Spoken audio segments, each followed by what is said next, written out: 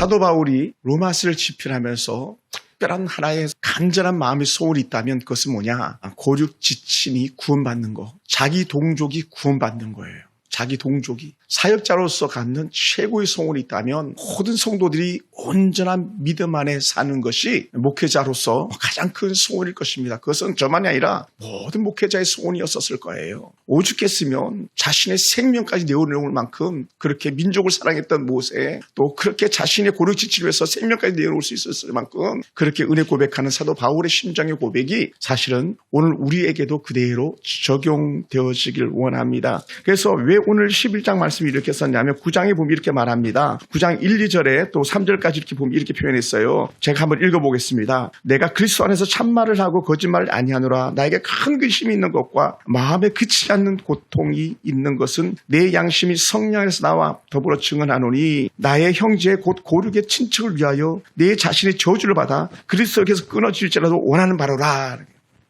그러니까 모든 믿음의 사람들이 이런 바울과 같은 영적 은혜의 심정 가지고 영혼 구원에 대해서 거룩한 갈망이 있어지기 원하고, 또 모든 목회자들과 저 역시 마찬가지 이 바울과 같은 심정 가지고 우리 성도들의 마음을 헤아리고 대할 수 있는 그런 마음이 있지 않나 생각됩니다. 그러니까 교회에서 성도들이 신앙으로 퇴보하는 걸 바라보고 세상의 창락을 즐기는 걸 바라보면은 어떤 목회자도 가슴이 찢어지는 것 같은 거죠. 가슴이 찢어지는 것 같은 거죠. 밤낮이 따로 없는 거죠. 어제도 난 예전에 주일학교 아이를 만났는데 야 교회 다시 와야 되지 않겠니 했더니 목사님 너무 바빠요. 너무 바쁘다 그러더라고. 노는데 얼마나 바쁜지 밤 11시까지 돌아다니면서 놀아요. 노는데 바빠가지고 못 온다는 거예요. 이게 세상의 악한 권세에 사로잡힌 자들의 모습이 아닐까 생각됩니다. 뭐가 그렇게 바쁜지 돈 버는데 바빠가지고 혼돈하다가 영혼까지 다 팔아먹어야 되는 그런 처지에 이르는 사람들이 한둘이 아닐 수도 있잖아요. 세상 사람들이 그런데 그런 성도들을 바라볼 때에, 그런 하나님의 자녀들을 바라볼 때에 오늘 사도 바울의 마음이 내가 나의 형제 곧 고륙의 친척을 위하여서 내 자신의 저주를 받아 그리스도께 끊어질지라도 나는 그들이 같이 믿음 붙잡고 살기 원해, 구원받기 원해라는 간절한 마음이 있는 거예요. 그러니까 사도 바울의 꿈은 처음부터 끝까지 택한 백성 구원받는 은혜인 것이죠. 그러면서 10장 1절에서 이렇게 고백합니다. 우리 10장 1절을 같이 한번 읽어볼까요? 10장 1절 로마서. 형제들아 시작. 형제들아 내 마음에 원하는 바와 하나님께 구하는 바는 이스라엘을 위함이니 곧 그들로 구원받게 함이라. 그들로 구원받게 함이라. 내 마음에 원하는 바는 하나님께 구원받는 거예요. 이스라엘 백성들이. 이 마음이 저와 여러분 가운데 똑같이 적용돼가지고 내 마음의 소원은 하나님 우리 아들 딸들이 구원받는 겁니다. 제 마음의 소원은 하나님 우리 성도들이 죄전을 떠나지 않고 죄전을 지키고 하나님의 구원을 날마다 경험하는 겁니다 라고 하는 이런 고백이 제 안에서 살아있도록 여러분 위해서 기도해 주셔야 되는 거예요. 그러니까 한 성도도 포기하지 않도록 여러분 기도해 주셔야 되는 거예요. 할렐루야. 한 성도도. 그래서 같이 물고 물어지는 그냥 그 사자가 짐승의 목덜을 물어뜯었듯이 놓치지 않으려고 하는 것처럼 한 영혼도 빼앗기지 않으려고 하는 사단의 입에 내어줄 수 없다고 하는 그런 영적인 도전, 거룩한 열망이 제게 가득하도록 여러분 위해서 기도해 주시기 바랍니다. 저는 싹군 목사가 되지 않기 원합니다. 그냥 눈치 보면서 그냥 사례비만 받으면 되는 그런 목사가 아니라 저는 정말 전심으로 하나님이 사랑하는 성도들을 보는 그런 은혜의 목사가 되기를 원합니다. 그게 결국 누구냐면 오늘 말씀에 나오는 사도 바울인 거예요. 수도 없이 맞고 수도 없이 고통당하고 수도 없이 굶어가면서도 어떻게든지 한 영혼이라도 더 구원하려고 했던 그런 사도 바울의 심정. 예전에 영화입니다만 신들러 시대에 나오는 그 신들러는 어떻게든지 그냥 한 영혼이라도 더 건지려고 자기의 지살을 막 털어서 유대인들을 갖다가 정말 구해내는 그런 것처럼 오늘 우리 삶 가운데도 그러한 은혜가 있기 원합니다. 사도 바울이 고백하는 게 뭡니까? 이스라엘 백성들은요 아브라함으로부터 택함 받은 하나님의 거룩한 백성이라는 거예요. 택한 백성. 오늘 저 역시 마찬가지 저와 여러분이 함께 하나님 앞에 택한 백성인 줄 믿습니다. 할렐루야. 그들에서 그런 면에서 봤으면요 이스라엘 백성들은 선택받은 백성, 선미라는 것에서 한역적인 인식이 있는 거예요. 선민. 저는 오래전에 정말 그 초등학교 뜻도 모르면서 불렀고 들었던 찬양 중에 하나가 뭐냐? 저 큰 선민 애굽에서 인도하여 낸 모세, 또 저 큰 성읍 애굽에서 인도하여 낸 모세. 선민, 거룩한 백성을 큰 성읍 애굽에서 인도해야 된다. 하나님이 택하지 않았으면 이스라엘 백성들 갖다 애굽에서 건져낼 이유가 없는 거예요. 그냥 거기서 망하고 세상 자식과 더불어서 그냥 그 쫄딱 망하게 내버려두는 거지. 근데 하나님의 사랑은 그게 아니었다는 거죠. 그래서 이스라엘 백성들은요 선밀한 영적 특권의식이 대단했습니다. 대단했어요. 오늘도 어느 한 국회의원 예비 후보가 이런 얘기 했다잖아요. 왜 국회의원 되려고 그러냐 그랬더니 그런 얘기를 했다는 거예요. 비행기 타러 가면은 자기가 가기만 하면 막 항공사 직원들이 도열을 한다는 거예요. 그러면 제일 좋은 좌석을 준다는 거예요. 손도 까딱하지 않다는 거 다 알아서 해주니까. 그게 국회의원이 가진 특권이라는 거. 그걸 누려본 사람은 그걸 포기할 수가 없다는 거예요.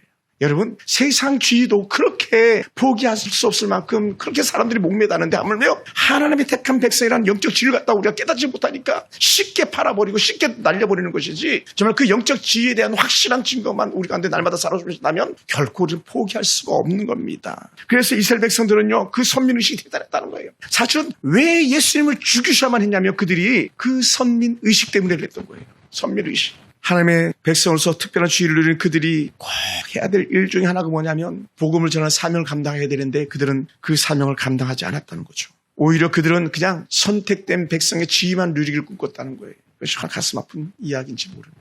제가 예전에 사역했던 한 교회에서도 그랬어요. 목회자로서 다른 거 아무것도 하지 말고 그냥 신방도 하지 말고 그냥 예배 시간에 그냥 설교만 해라. 그럼 충분히 사례도 주고 좋은 집도 주고 예수비가 50만 원, 60만 원이 나와도 그냥 다 지불해 주고 부족한 게 없는 거예요. 그럼요, 그것은요 그냥 월급적인 싹꿍인 거죠. 우리 끝까지 성도들 돌아보고 만나고 함께 웃고 함께 울고, 그것이 오늘날 세움받은 목회자의 사명인 것이고, 선택받은 이스라엘 백성들은 그 하나님의 사랑을 받았기 때문에 그 사랑을 날마다 입에 침이 튀도록 우리는 말해 주어야 되는 거거든요. 할렐루야. 이 은혜가 우리 가운데 있어야 돼요.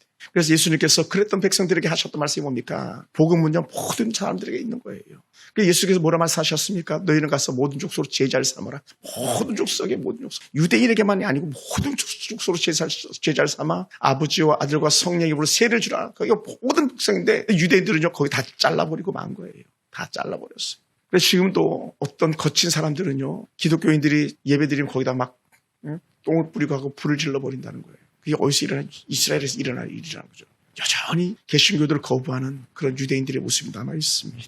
그러니 당시 사도 바울 시대 때 얼마나 많은 핍박이 있었겠습니까? 그래서 바울은요 날마다 핍박을 당하면서 그렇게 살아왔던 사람들입니다. 그래서 지난주도 보고 계속적으로 봤지만 매도 수도 없이 맞았고 틈만 나면 감옥에 들어갔고 죽음의 위험, 강도의 위험, 굶주린 배의 파선의 위험 등등 수도 없는 고통 속에 전적으로 살았지 않습니까? 로마로 가는 길도 순탄하지 않았습니다. 겨우 목숨 건져서 섬에 가니까 이 독사가 나와가지고 그냥 그 사도 바울을 물어서 죽게 하고자 했던 그런 일들도 생겨나잖아요.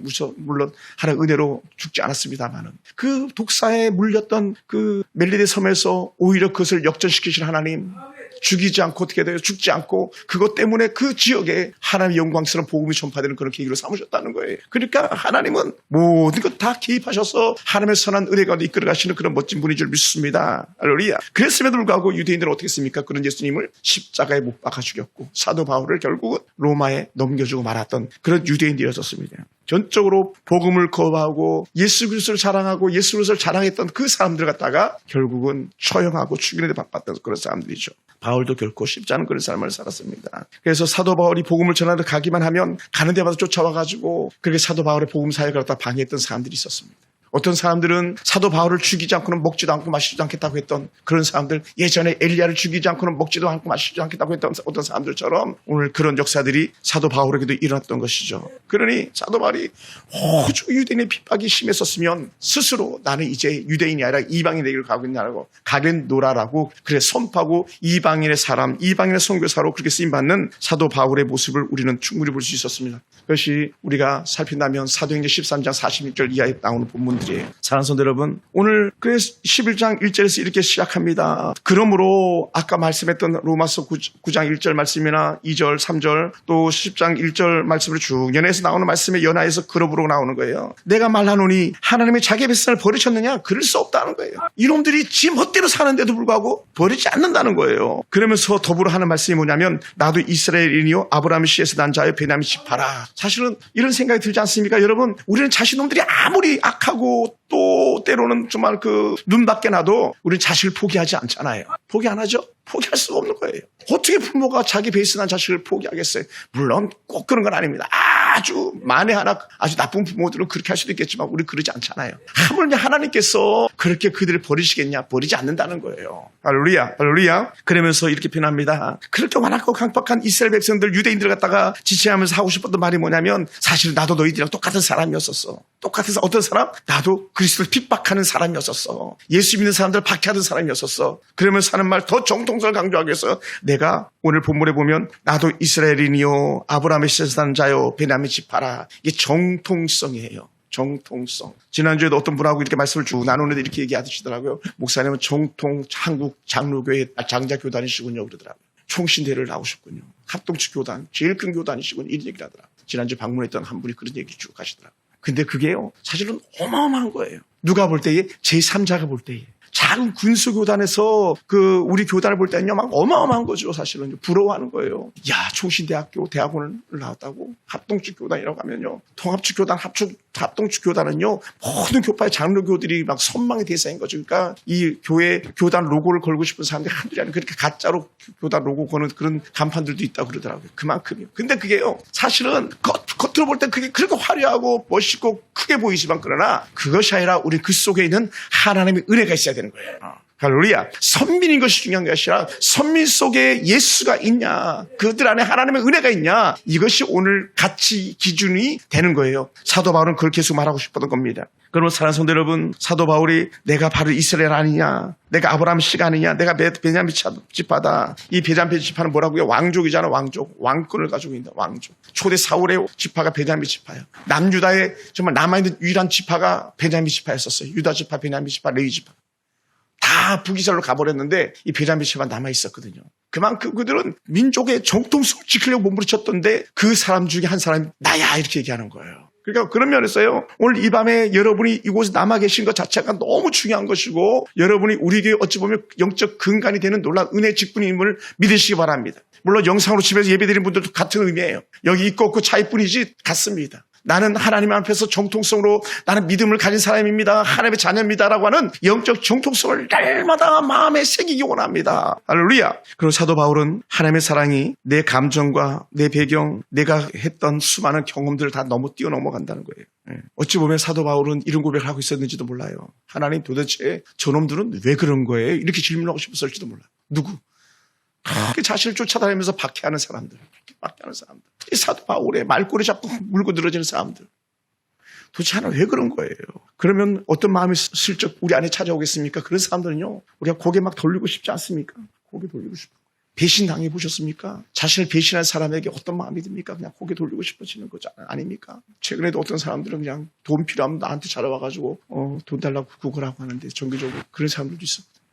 그러니까 우리는 언제든지 누구에게든지 우리 삶 가운데서 배반당할 수 있어요. 그럼에도 불구하고 어떻게 돼요? 우리 사도 바울의 입장에서 보면요, 그럼에도 불구하고 하나님은 그들을 사랑하셔, 품으셔, 이런 고백을 하는 거예요. 잘 이해하기 쉽지 않죠. 우리는 때로는 용서하고 싶지도 않고 같이 겸상하고도 싶지 않은 그런 사람들, 우리 하나님만은 선민 이스라엘 갖다 포기하지 않는다. 우리가 자녀들을 포기하지 않는 것처럼, 우리가 성도들을 포기하지 않는 것처럼, 그래서 하나님께서 나를 사랑하는 것처럼 여전히 그렇게 핍박하며 따라다니는 그 사람들조차도 하나님 여전히 사랑하고 계시다는 것을 사도 바울이 계속 이 로마서 9장, 10장, 11장에서 말씀하고 싶으시는 거예요. 이걸 깨닫는 것도 큰 은혜예요. 큰 기쁨인 줄 믿습니다. 사람들은 자기 생각, 자기 경험에 머물러가지고 자기 고집만을 부리는 거죠. 근데 사도 바울이 봤을 때 그게 아니었다라는 거예요. 유대인들은 오직 그거 창세기, 출애굽기, 레위기, 민수기, 신명기, 모세기 5경 가지고 그냥 목숨을 걸었었거든. 그것만이 천비인 것처럼. 근데 사도 바울은 그걸 뛰어넘어가는 거죠. 그것만이 아니야, 참된 메시아가 오셨어, 이걸 계속 고백하고 있는데 사람들 귀담아 듣지 않습니다. 그러면 이렇게 표현해요. 오늘 반복적으로 나오는 아주 특별한 중심 단어가 있는데, 남은 자의 은혜가 뭐냐면 그 단어가 바로 은혜라는 것을 반복적으로 말씀하고 있어요. 우리 한번 찾아볼까요? 5절과 6절 우리 같이 한번 보겠습니다. 로마서 11장 5절과 6절입니다. 저는 설교를 준비하면서 입으로 그렇게 체크를 해놨는데 5절에 보면 이렇게 표현해요. 그런즉 이와 같이 지금도 은혜로 택하심을 따라 남은 자가 있느니라. 은혜예요. 남은 게 은혜예요. 그래서 은혜로 택하심 받았다는 거예요. 그러니까 여러분, 여기 안에서 우리가 예수 믿고 구원받았다, 또 헛된 삶을 살다가 돌아왔다, 이건 전적 은혜인 거예요. 전적인 하나님의 은혜. 6절 보면 더합니다. 6절을 같이 한번 읽어볼까요? 만일 시작. 만일 은혜로 된 것이면 행위로 말미암지 않음이니 그렇지 않으면 은혜가 은혜되지 못하느니라. 할렐루야. 그 짧은 본문에 무려 4번이나 은혜 하는데, 왜 은혜를 강조하냐면 유대인들은 은혜가 아니에요. 그래서 유대인들은 뭐라고요? 그렇죠, 율법의 행위를 따라서. 그러니까 막 그들은 막 법조문을 줄줄줄 외우는 거예요. 우리 집사님 성경 몇 절이나 외우세요? 예를 들어서 유대인들은요, 성경을 다 외운다니까, 통으로. 애들 때부터 그걸 막 외우게 하잖아요. 근데 외우니까 외워지더라는 거예요. 근데 그게 증거가 되는 게 뭐지? 제 친구 후배 목사가 그러더라고요. 가니까 후배 목사는 영어로 막 성경을 줄줄 외운다고 그랬잖아요. 지금은 은퇴하셨습니다만 대전 한박교회 원로 목사님은요, 시편을 갖다가 영어로 다 막 외우려고 막 그렇게 하시더라고요. 그래서 막 설교 부흥회하러 왔는데 목사님, 할아버지 목사님이 사람들이 시편을 줄줄줄 영어로 외우는 거예요. 그럼 발음도 그렇게 썩 좋아 보이지 않는데도 왜 그러냐 그랬더니 미국 가서 설교하려고. 미국 가서. 그래서 정말 미국 가서 설교하고 오시고 그러시더라고요.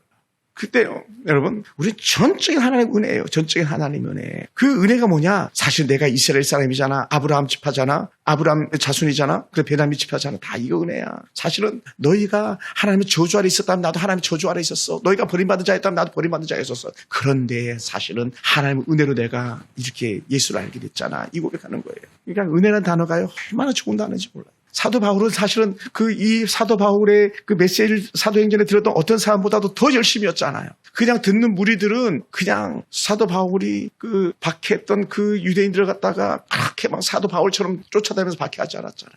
예를 들어서 이런 거예요. 어떤 정당의 개딸이라는 사람들이 막 자기들 지지하는 사람 막 이름 불러대잖아요. 그런데 일반 사람들은 그렇게 그 사람을 지지하지만 그렇게 따라다니지 않잖아요.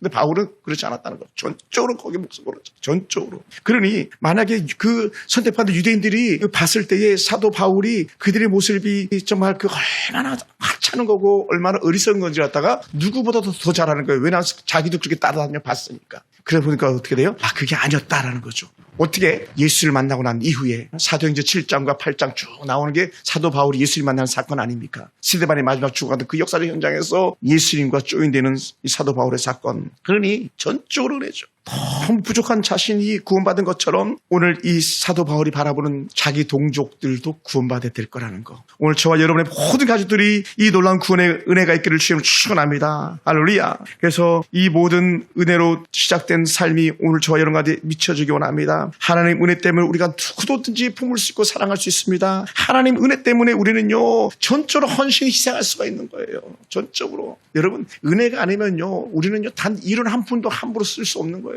은혜니까 자신의 모든 걸 드리겠다고 시간과 또 그렇게 여러분의 귀한 물질과 여러분의 삶을 하나님께 드리잖아요. 얼마나 큰 은혜인지 모르겠어요. 여러분 성도가 은혜를 받으면 다른 사람들을 사랑하고 섬기는 것이 힘들지 않습니다. 은혜가 없으니까 하나님 앞에 드리지 못하고 은혜가 없으니까 하나님과 멀어지고 은혜가 없으니까 세상 것 취해가지고 일어나지 못하는 사람들인 거죠. 오늘 저와 여러분 가운데 이 은혜를 빼앗기지 않기 원합니다. 이 영적 확신을 결코 빼앗기지 않기 원합니다. 할렐루야. 할렐루야. 다 떠나도 나는 남아있겠습니다라고 말씀하는 그런 은혜의 신실한 고백이 오늘 사도 바울의 고백이거든요. 그런 것처럼 저와 여러분 가운데도 이러한 은혜가 있기 원합니다. 사랑하는 성도 여러분, 바울은요 그 은혜 때문에 동족을 더 사랑하는 거예요. 왜? 내가 용서받아 봤잖아요. 내가 구원의 확신 누려봤잖아요. 내가 신령 은사와 능력을 경험해 보았잖아요. 그러니 그 은혜가 얼마나 큽니까? 그러니 감사합니다. 아멘. 아멘 하는 거예요.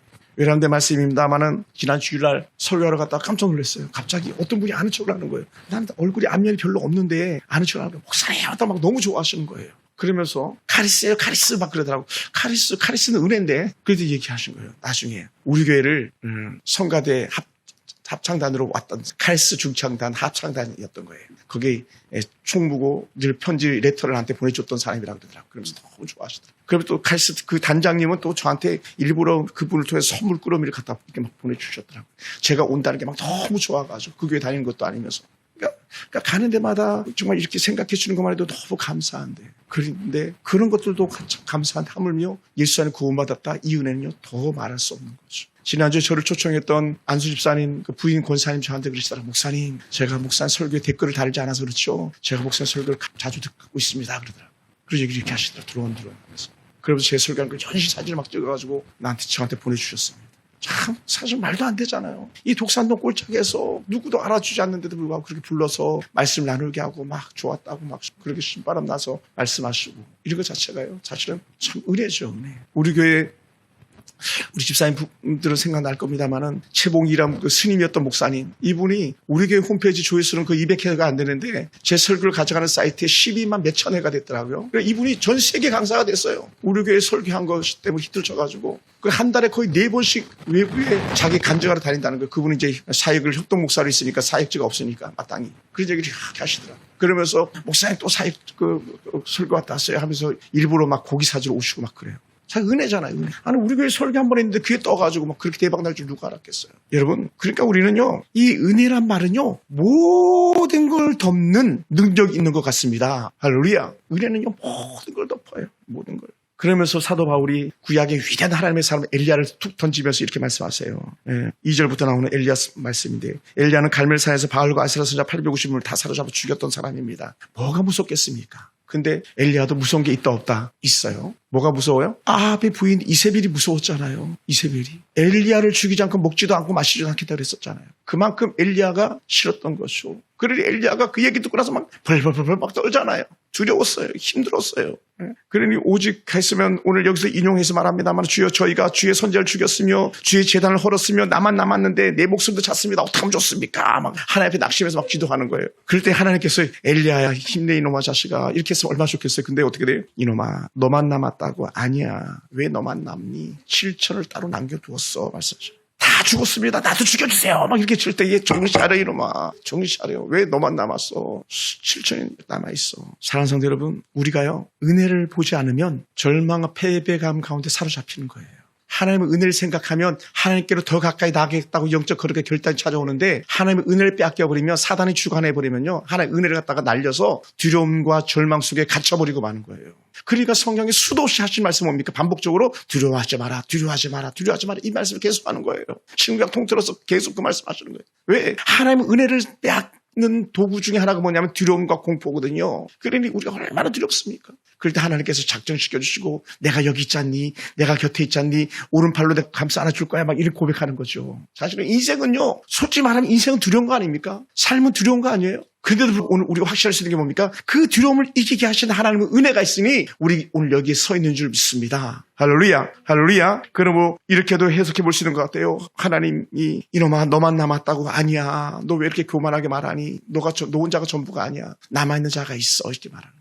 이것이 정말 은혜인 줄 믿습니다. 우리도 살아가면서요, 때로는 힘들 때가 있잖아요. 외로울 때가 있잖아요. 저도 이제 교회 내려오면 일부러 막 최근에 컵라면을 잔뜩 샀어요. 라면 끓여 먹는 것도 좀 이제 어느 분이 박스로 라면 박스, 컵라면 박스 한 박스 갖다 주시고 나서는 그게 습관이 돼가지고, 전에는 주방 가서 라면을 끓여서 먹었는데 안 내려가고, 근데 지금은 이제 컵라면을 먹는 게 더 수월하더라고요. 여기 안에서 그냥 다 해결돼 버리니까. 그리고 오늘도 이제 컵라면 큰 거 있잖아요. 왕뚜껑 라면. 그걸로 이제 하나 떼우고 이렇게 올라오는데, 근데도 불구하고요, 가끔 어떤 생각이 됩니까? 소파에 혼자 이렇게 있다 보면 허망하고 허탄한 생각이 들 때들이 있잖아요. 힘에 겨울 때가 있잖아요. 낙심될 때도 있거든요, 사실은. 성도들한테 전화해도 전화도 안 받고, 문자해도 문자 답도 없고, 도대체 어디 있니 찾을 수도 없고, 예를 들어서. 그럴 때 찾아오는 것은 낙심밖에 없잖아요. 하나님 왜 이러세요? 이런 고백밖에 나오지 않잖아요. 그랬더니 제가 지난 주일날 설교를 하고 나서 최근에 개척했던 목사님을 잠깐 그쪽 인근에 살아가지고 만나고 왔어요. 그랬더니 목사님 얘기하시더라고요. 개척하고 한 사람도 오지 않는다고. 한 사람도 오지 않는다고. 그래서 제가 사례비 받은 거 그 자녀들이 이렇게 부분적으로 나눠주고, 절반은 나눠주고 절반은 가지고 왔는데 얼마나 힘들겠어요. 얼마나. 꼴짝이 개척했는데 아무도 안 와. 그 마음이 얼마나 외롭겠어요. 근데요, 그 사람만이겠냐고요. 오늘 저와 여러분은 아닙니까? 여러분의 미래가 막 장미빛 탄탄테러처럼 환하게 막 불이 켜져 있고 빨간 융단 카페트가 깔려 있으면 그러지 않잖아요. 그럴 때 우리는요, 악한 사단이 무엇을 줍니까? 외로움과 절망과 낙심을 안겨주는 거예요. 그때 우리는 이렇게 고백해야 돼요. 그럼에도 불구하고 하나님 다시 은혜로 살게 하시옵소서, 은혜로 회복시켜 주시옵소서, 이 고백하는 줄 믿습니다. 할렐루야. 그러므로 어제 저녁에도 우리 성도들 몇 분이 오셔가지고 저녁에 그렇게 1시간 때로 2시간 이렇게 기도하고 가시는 모습이 얼마나 감사해야 되지 몰라요. 얼마나 그것이 고마운지. 남경희 집사님 밤 12시 출근하면서도 또 기도하고 가시고, 사실은요 너무 감사한 거예요. 새벽 6시 퇴근하면서 저녁에 기도하고 가시겠다고. 일반 사람 같으면 내일 일해야 되기 때문에 그냥 와서 그냥 집에서 좀 더 자고 가야 이렇게 나가지. 그렇게 누가 올라오겠습니까? 그런 차원에서 집사님 귀하신 거죠. 너무 귀한 거예요. 그걸 우리 이렇게 표현하고 싶어요. 내가 하나님 은혜 안에 있습니다. 이런 고백인 줄 믿습니다. 할렐루야. 할렐루야. 내가 은혜 안에 있습니다. 우리 하영이 저녁 5시에 와가지고 퇴근하면서 와가지고 교회로 바로 와서 기도하고 하는 그 고백은요, 결코 주 안에 헛되지 않은 거예요. 하나님 전폭적으로 지지해주고 책임져 줄 줄 믿습니다. 퇴근하고 와가지고 컴퓨터로 예배를 돕겠다고 하는 우리 하은혜 같은 경우도 하나님께서 기억해 주시고 축복해 주실 줄로 축원합니다. 여러분 헛되지 않습니다. 우리가요, 나만 바라보면 우리 자주 실망하고 실족해 넘어지기 싫습니다. 근데 우리는요, 나를 바라보는 것이 아니라 우린 주를 바라보는 사람 되기 원합니다. 할렐루야. 그래서 지난 주일날 여호사밧 왕이 뭐라고 그랬습니까? 우리는 어쩔 줄 모르겠습니다. 그래서 오직 주만 바라보나이다 고백했잖아요. 오직 주만 바라보나이다. 그랬더니 알았어. 하나님이 이 전쟁 너가 하는 게 아니고 내가 할게 막 그랬던 거 아니에요. 이게 은혜인 거죠. 아멘. 할렐루야. 지금 우리 자녀들이 볼 때 내가 방법이 없는 거예요. 우리 아들, 딸들 볼 때 방법이 없는 거예요. 우리 교회 볼 때 방법이 없는 거예요. 그럴 때 어떻게 해요? 내가 할 수 있는 고백은 내가 오직 주만 바라보나이다. 오직 주만 바라보나이다.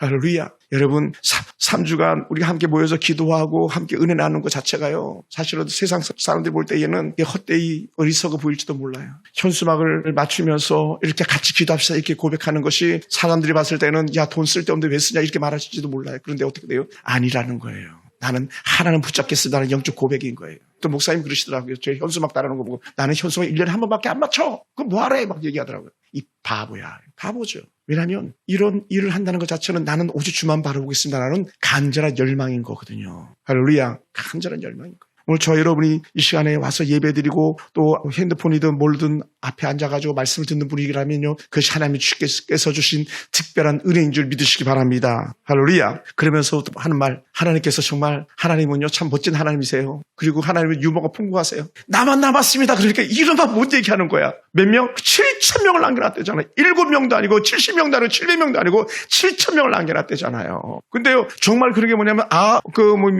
엘리야 시대 동시대 사람들 보면 거기 선지자들이 있어가지고요. 자기 뜰에다가 동굴 파가지고 거기서 하나님의 사람들 갖다 먹였던 사람들도 있거든요. 그리고 엘리야가 마지막 승천하기 전에 뭐 했습니까? 막 온 천지를 돌아다니면서 선지 생도들 만나고 나중에 들림 받고 올라가는 거 아닙니까? 엘리야 마지막 사역 아닙니까? 엘리사 찾아내가지고 엘리사에게 기름 붓는 거 아니에요? 엘리사에게 기름 붓고 예후를 불러다가 거기에 기름 부어서 왕 세우라고 그러고 막 이런 사건이 엘리야가 했던 사건이잖아요. 그러니까 7,000명 하나님의 말씀이 만든 거죠. 오늘도 마찬가지입니다. 우리에게 무슨 소망이 있겠는가? 우리에게 무슨 일이 있겠는가? 할 때 우리 이렇게 말하는 거예요. 그럼에도 불구하고 하나님의 은혜입니다. 고백할 수 있게 되기 원합니다. 할렐루야. 여러분 저도 혼자가 아니고 여러분도 결코 혼자가 아닌 줄 믿으시기 바랍니다. 영상으로 예배하는 어떤 성도들 여러분들도 마찬가지입니다. 여러분은 결코 혼자가 아닙니다. 여러분 우리는 때로는 악한 사단이 고독과 절망을 줄 수도 있습니다. 그러나 우리의 하나님의 은혜는 그것을 뛰어넘게 하는 능력이 있습니다. 능력이 있어요. 엘리야가 이겨냈습니다. 엘리야가 지쳤을 때 먹여주셨습니다. 그가 지쳤을 때 잠을 재워주셨습니다. 몇 번이나 그렇게 깨우고 먹이고 깨우고 재우고 먹이고 반복적으로 일어났었습니다. 하나님 전적 은혜였었죠. 사랑하는 성도 여러분, 그러므로 오늘 우리는 다시 한번 일어나기 원합니다. 가장 절망적 상황 속에서도 우리는 하나님을 더 바라볼 수 있는 은혜가 있기 원합니다. 그리고 하나님께서 주셨던 마지막 영적 사명 감당한 엘리야의 모습을 우리가 닮아가기 원합니다. 그것이 무엇이었습니까? 엘리사에게 기름 부어 선지자가 되게 하고 예후에게 기름 부어 이스라엘 왕이 되게 하라는 마지막 영적 명령을 받고 그 일 감당하고 나서 엘리야가 훌쩍 하나님 부르심으로 나아가고 있는 걸 보게 됩니다. 그러니 이것을 볼 때 우리는 이렇게 생각하는 거예요. 내게는 주신 은혜의 사명이 있다라는 거예요. 할렐루야. 사명을 바라보면 낙심하지 않습니다. 사명을 바라보면요 도망가지 않습니다. 사명을 바라보지 못하기 때문에 낙심하게 되고 사명을 바라보지 못하기 때문에 도망치는 거예요. 반대로 대마처럼 때로는 마가처럼, 물론 마가는 다시 돌아와서 사도 바울의 끝까지 추종하는 추종자가 됩니다만은 사명을 바라보면 오늘 하나님 은혜를 바라보는 사람들은요 전적 은혜 안에서 주를 바라보기에 몸부림치는 사람들이지 도망치는 사람들이 아닌 거예요. 은혜를 빼앗기면 두려움에 휩싸이다 보니까 나만 남았습니다. 하나님 차라리 죽여주세요 이렇게 나오는 건데 하나님의 은혜는 그렇지 않아요. 품어주시고 안아주시고 힘주시고 위로해주시는 그런 하나님인 줄 믿습니다. 할렐루야. 그래서 오늘 마지막 10절과 마지막 11절, 12절을 우리 다시 한번 보겠습니다. 자, 뭐라 표현했냐면 우리 그 9절부터 보겠습니다. 9절 제가 한번 읽어볼게요. 또 다윗이 이르되 그들의 밥상에 올무와 덫과 거치는 것과 보응이 되게 하시옵고 그들의 눈은 흐려보지 못하고 그들의 그 등은 항상 굳게 하옵소서 하였느니라 이렇게 나오는데 사실 이 고백을 시편 69편에서 고백하고 있는 건데 이 시편 69편을 읽다 보면요 가슴 아파요. 다윗이. 왜 가슴이 아프냐면 가족들도 다윗을 아주 엉망진창으로 되어 있거든요. 다윗을 사람 취급을 안 해줬어요. 거기 인용한 거거든요. 그러니까 인용기입니다. 인용기. 그리 다윗이 볼 때에 그렇게 자신을 핍박하고 저주하는 사람들을 향해서 다윗이 독설이 나가는데 그 독설이 바로 오늘 나오는 이 본문이에요. 그들의 밥상에 올무와 덫과 거치는 것과 보응이 되게 하시옵고 이 고백을 하는 가슴 아픈 고백이죠. 사랑하는 성도 여러분, 그럼 오늘 우리는 다시 하나님의 은혜 회복이 있기 원합니다. 그래서 마지막 은혜로 고백하고 있는 것처럼 12절에 그들의 넘어짐이 세상의 풍성함이 되며 그들의 실패가 이방인의 풍성함이 되거든 하물며 그들의 충만함이리오라. 여기서 그들은 누구냐면 유대인들이에요. 유대인들이 예수님을 핍박하다 보니까 그 복음의 은혜가 어디로 흘러간다? 이방인에게로 흘러가는 거예요. 이방인에게로. 사실은 죄송합니다. 우리가 제대로 영적 구실을 못하니까 그 수많은 믿음의 그리스도인들이 악한 이단의 밥에 그냥 떠먹히고 있는 그런 상황일 수도 있어요. 낼람낼람 받아먹잖아요. 그러니까 가슴 아픈 얘기인 거죠. 그러니까 유대인들에게서는요 참 가슴 아픈 말씀인 거예요. 이 복이 이방인의 풍성함이 되었다. 너희들의 그러한 모습들 때문에 이런 고백을 하고 있어요. 사랑하는 성도 여러분, 우리가 하나님 앞에 예배드리면서 온전한 은혜 가운데 믿음을 지켜내기 원합니다. 우리가 때로는 사는 것이 힘에 겹고 버거워도요 하늘의 소망을 빼앗기지 않게 되기 원합니다. 우리 하나님의 약속은요 변하지 않습니다. 택함 받은 하나님의 자녀들을 하나님께서 실어 버림받지 않게 하신 줄 믿습니다. 그럼 오늘 우리가 하나님의 은혜로 선택받았기 때문에 그 선택받은 자의 삶과 믿음의 행위를 빼앗기지 않게 되기 원합니다. 할렐루야. 또한 특별히 우리 교회가 그렇게 믿음의 사람들을 지켜내는데 우리가 함께 한 마음으로 주의 뜻을 헤아리길 주님으로 축원합니다. 할렐루야. 오늘도 어떤 분이 문자를 이렇게 보내왔더라고요. 저한테. 목사님 오늘 어떡하죠? 죄송합니다. 오늘 집에 손님이 와서 예배할 수 없어서 너무너무 죄송합니다. 그러더라고요. 그런 마음 들 때 너무 가슴이 짠하지 않아요? 전달질라도 말로. 짠형. 짠.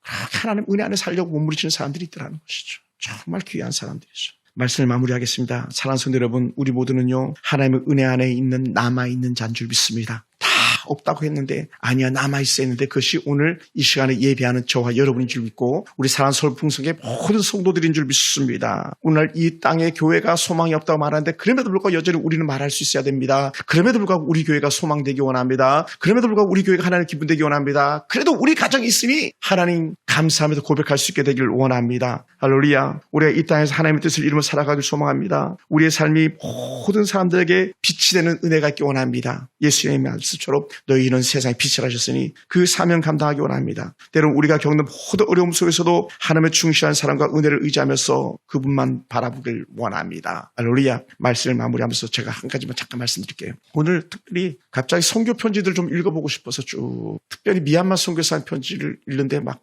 마음이 너무 막 떨렸어요. 왜냐하면 미얀마는 지금 절반이 서로 내전을 하고 있다는 거예요. 절반이.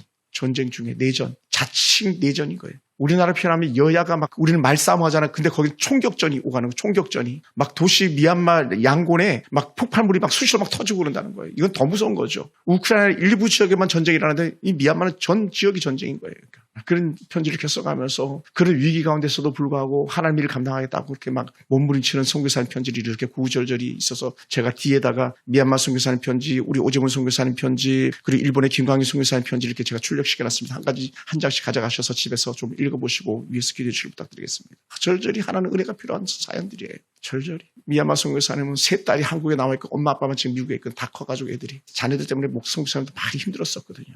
그 어려울 때 저를 만나가지고 함께 교제하기도 했었고 여러분 은혜 아니면요 미얀마에 있을 이유가 없었던 거예요.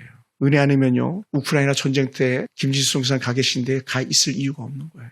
그 똑똑한 사모님과 선교사님이 일본에 가서 계실 이유가 없는 거예요. 전적인 주의 은혜 때문에 그 일을 감당하면서 그들이 복을 받고 있는데 누구? 그 선교사들을 통하여서 이방인들이 오늘 저와 여러분 때문에 우리 교회에 남아있는 어떤 성도들이 복을 받게 되기 원하고 또 우리 지역의 사람들이 복을 받는 은혜가 있기를 주여 축원합니다. 할렐루야. 우리요 이 은혜 빼앗기지 맙시다. 남은 자가 있습니까? 그것이 바로 오늘 저와 여러분인 줄 믿습니다. 그곳에 예를 들어서 남구경 집사가 있지 않니? 민병철 집사님이 계시지 않니? 우리 기숙 집사님 계시지 않니? 또 우리 김태희 집사님이나 또 많은 성도들이 계시지 않니? 야 그래도 너 끝까지 사모님은 너와 곁에 있지 않니? 이렇게 말씀해 주신 줄 믿습니다. 그리고 더불어서 내가 너랑 같이 있지 않니? 주께서 내가 너와 함께함이라. 이 약속의 말씀 붙잡고 우리가 이 힘의 겨운 때를 넉넉히 이겨내시기를 주님의 이름으로 축원합니다. 할렐루야.